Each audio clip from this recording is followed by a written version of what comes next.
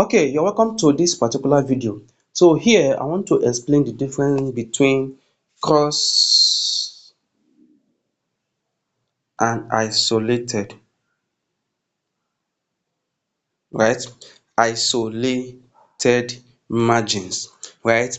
Because recently some people have been asking me what is the difference? How can I use them? What does it really mean when I'm trading futures? So I'm going to really explain it as a layman so that you understand what it means. But before I do that, let's just look at what it means in this Ourbit, because Ourbit gave us their own meaning. Other exchange will also give, but it's definitely the same thing. So let me go to futures trading right now. Let me click on this place. You can see here it's saying cross. So let me click on it. So let's look at what isolated means. This is isolated. This is cross, right? So let's look at what isolated means first.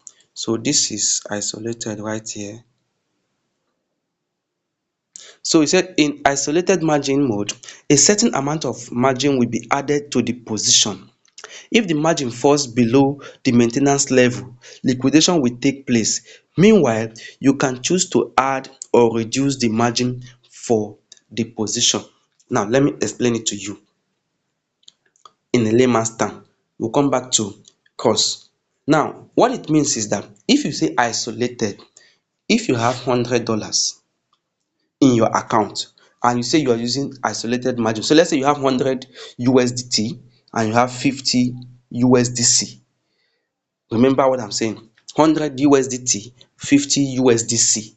They are two different coins, right? Now, and you are using isolated margin for your trade. Once you start using isolated margin for your trade, these two will not be seen as all in your account. What happens is that if you take a trade with $10 in isolated, only that $10 will be used for that trade. If you like have 1 million in that account, only the $10 will be used for that trade. Now, what it means is that if the $10 cannot hold your drawdown, cannot hold the trade while the trade is in losses, and the $10 is being used up, your position in that trade will be closed. You get it? Your position in that trade will be closed. So what it means that since you're using $10 for your trade, it simply means that your stop loss cannot go above 100%. Because what it means that at 100%, you've already used the full $10 to wage the trade and you cannot wage it again. So that's why if you're using isolated margin and you have $10, you will notice that once you put it in a trade, they will tell you your estimated liquidation level is this. It will not be around 98, 99, or even let's say 100% of the trade because it's isolated. I hope you understand it. Now, even if you add more margin, let's say you can add more margin, right? If you have $10, you now say you add 5. You add 5. Let's say the trade comes down.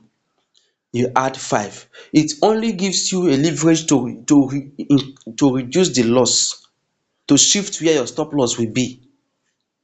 It shifts where the stop loss be. So let's say the stop loss is supposed to be around here and the price was 1, or let's say 2. Then you shift it to somewhere here and the price is now 1.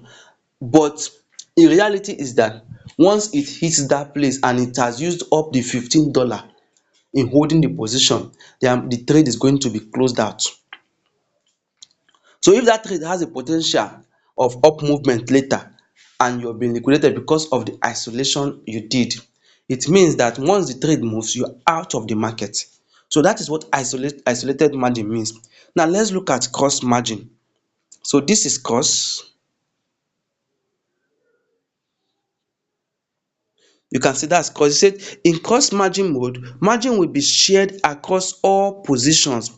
In the event of liquidations, traders might lose all the margin and positions settled using these assets. Now, the cross margin mode is if you have $50, let's say $100 in USDT, you have $50 in USDC. Once you choose cost, the two of them will be merged together to become $150. That's the first thing that happens. Now, when you enter a trade, let's say you enter a trade with $20, right?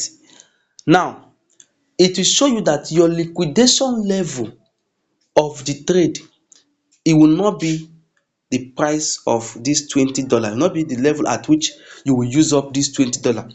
It will be the price at which this $150 will be used up. So let's say the price which $20 is supposed to be used up is around, let's say, $5 of the market. Let's say you bought at $7, you went long at $7, and then the your SL, or the price at which $20 was supposed to be used up, is at $5. But because you are using cost, you will not see that they will tell you your liquidation price will be around, let's say, $1, because they will know, they know that you have more money that can hold the drawdown or your losses. Even if your $20 is being used up in the trade, you have more money sitting in your account waiting to be used. So that is what the cost margin is. Now, the only thing that saves you when you are using cost margin is that you must have your stop loss. So if your stop loss is at, let's say, a valid stop loss, you are using $20, and your valid stop loss is at, let's say, 130%, and you put it there, even if the $20 is being used up, because you are using cost, it will continue to drag until it gets to 130%, which may now add, let's say, another $5 on top of it. At the end of the day, if it hits that stop loss, what you will be losing will not be the $20. What you will be losing will be $25, because you are using cost margin. That's what you will be losing in the market. So this is how the cost margin works, and I've also explained how the isolated margin works, right? Now, the only leverage you have while using cost margin is your stop loss. You must make sure your stop loss is intact. Don't forget to set stop loss if you want to use cost margin. Don't forget to set your SL.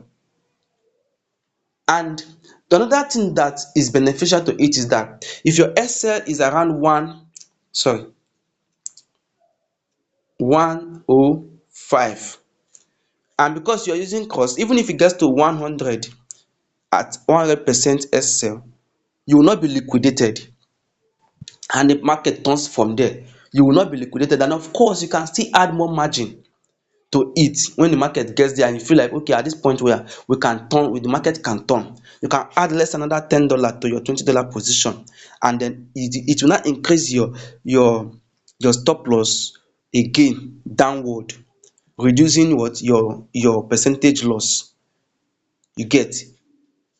So that's another benefit of using the cost, because once the market gets, if you're using isolated, once the market goes to 100% of your margin that you put in the trade, automatically you will be closed out.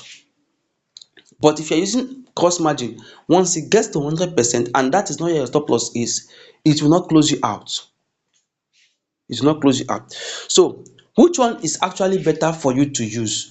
Which one should you be using, and which one should you avoid? You can use both of them. I use both of them interchangeably. Like for instance, if I see a trade that I know that, oh, this trade, the SL is just around 50% or below 100%, I will go with isolated. Let's say it's below 100% with, let's say it's around 90 and below. I will go with isolated, because I know that the money I'm designating to it can hold the drawdown, you get. Then if I know that, oh, my stop loss is above 100%, I'll just make it cost.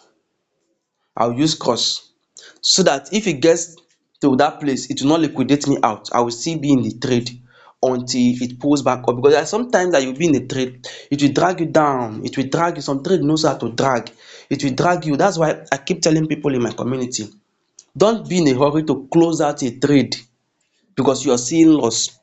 And I also tell people, always risk what you are comfortable with. Like me, sometimes I trade with $10, I trade with $5.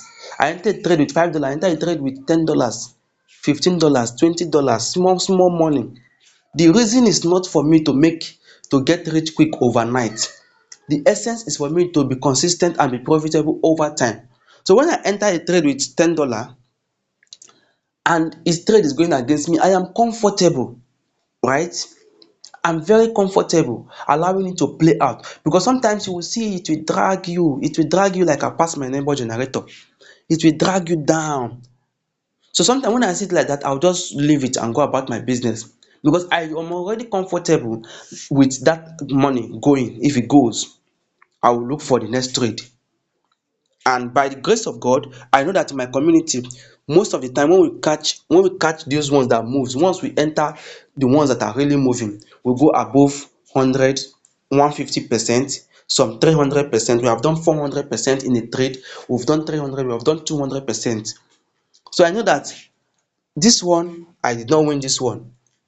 And good thing is, if we take 10 trades, we usually get 7, 8, even up to 9 wins in a week. So if I know that, okay, I take one trade, it loses me money, the next one even loses me money, I know that by the time I take 2, 3 trades again, 4 trades, I will recover everything and even be in better profit, right? So I am comfortable losing that $10, let it go. I will not lose my sleep over it. You get? So make sure you are using the amount that you're comfortable with, so that once the market starts dragging you, you will not give yourself BP. You'll be at peace with yourself to allow that money go. That's why I'm not happy with people that have just $100 and I send signal to them, and their first trade they're taking $50 with it. Why are you having $100 and you're using 50% to enter one trade? What if I send another trade? I send two. How will you not take it? Then what if that one you enter with $50? What if the first trade that we enter for the week and is a loss? That means your week, that once you lose that money, that week already has been destabilized. The next trade that we send, you may not be comfortable to take it, right? So these are the things you need to put in place. When you understand how this cross margin and isolated margin works, you will be able to know how to actually stay profitable in this market. Now, I've told you how I take the both of them. I use the cross, I use the isolated. No one is better than any one of them. The only thing you need to do is to understand how to use them. Understand how to use them, so that going forward you will know when to apply which one, right? So I believe I've explained all of this in this video, because I know some of you have been asking me to really throw more light on this, and I believe that this has explained it deeply. If you have any question as well still regarding this, just drop it in the comment section and I will answer the question for you. But if you really enjoyed this explanation and you understood it, please give this video a like, share it with your friends, and also um always turn on your notification icon or the notification bell on this my channel, so that when I drop this kind of videos, you will be able to get notified and you watch them and get the value that comes with it. All right guys, that is it for me in this video. Till I come your way again, remain blessed.